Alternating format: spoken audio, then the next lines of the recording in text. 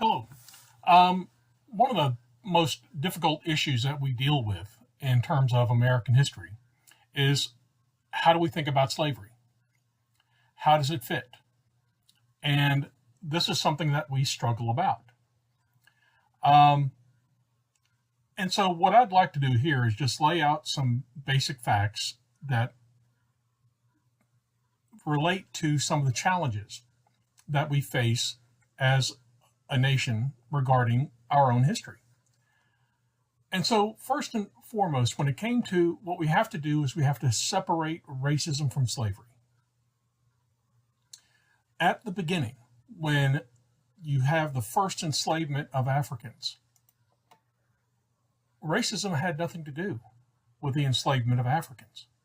The idea of putting race at the center of why you have the enslavement of Africans just doesn't make any sense, given the fact that, again, nobody in the period when the transatlantic slave trade was developing readily made that connection between hearing a person described as black and thinking of their skin color. Again, as I noted earlier in our discussion of racism, throughout most of the history of the usage of the word black, it described a person's inner character, not their outward appearance. So then why were the West Africans enslaved? What the Europeans knew of West African culture is they had among the most sophisticated agricultural societies they had ever encountered. And so what was needed in places like Brazil, the Caribbean, and then later North America was a labor force that was familiar with agriculture. You would not find that still to be the case by the late 1500s in much of Europe. And so this becomes the place to go for labor. And that will then set the stage for the forced migration of West Africans to the Americas through the transatlantic slave trade.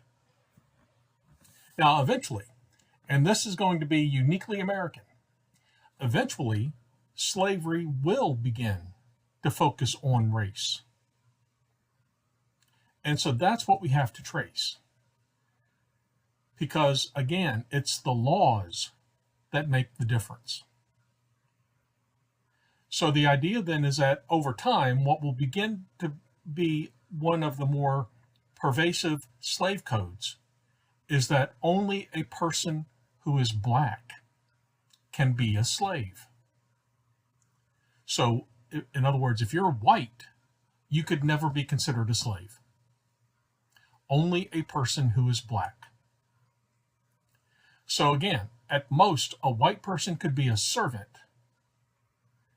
but not a slave. And so when these slave codes start becoming more prevalent in the late 1600s, early 1700s, then slavery begins to take on this racial tinge.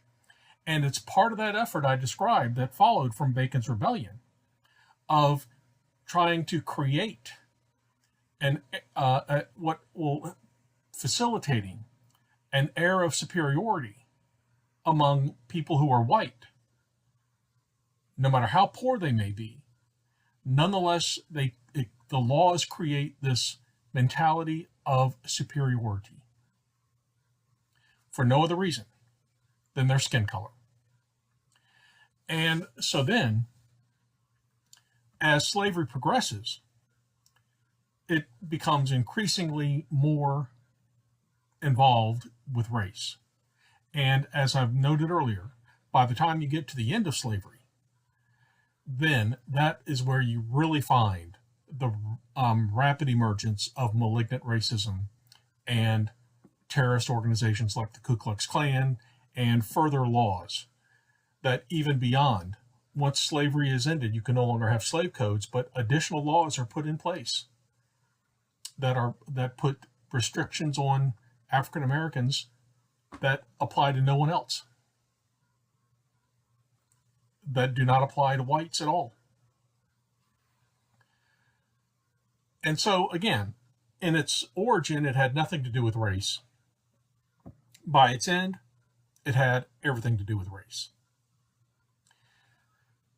And so then, this is something that can help us understand the nature of slavery as well as racism in American history. Now, again, when it came to the treatment of slaves, what will always dictate the treatment of slaves are the same kinds of things that dictate the treatment of labor today. Level of skill. So the idea then is what will often dictate how a slave owner treats a slave is what kind of duty, what kind of position do they fulfill on the plantation. Low-skilled, no-skill slaves were overwhelmingly field hands, domestic servants. Higher-skilled slaves who worked as blacksmiths, carpenters, brick masons, they were higher-skilled slaves. So the idea then of brutalizing a higher-skilled slave who you relied upon to do quality work is not what would just make no sense. So again, when you look at the history of slaves who are brutalized, they're overwhelmingly within that category of low-skilled slaves. Now, again, that doesn't make it okay. What it means is the slaves in our past who were the most vulnerable were the low-skilled, no-skilled workers, and that hasn't changed today. Today, the most vulnerable workers, the